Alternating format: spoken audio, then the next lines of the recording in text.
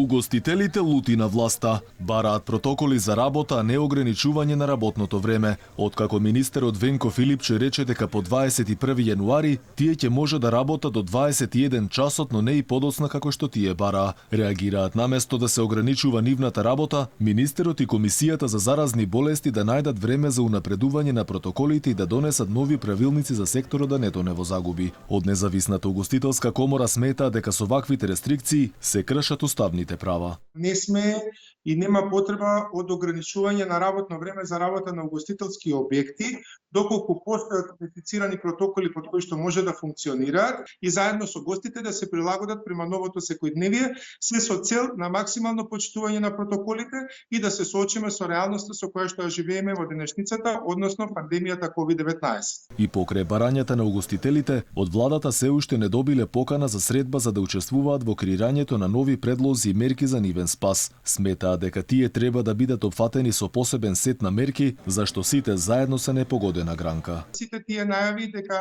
ќе се врати работното време во 21 часот нема да влијаат позитивно во работата на угостителите, ќе создадат само дополнителни проблеми, со кои проблеми угостителите нема да можат да работат профитабилно, односно ќе имаат проблем дали да ги враќаат вработените кои што во меѓувреме не постоја. Угостителите бараат субвенции за сите вработени во секторот, грантови и бескаматни кредити. Инаку според пресметките од ограничувањето на работа до 18 часот, загубите им стасале до 50 милиони евра.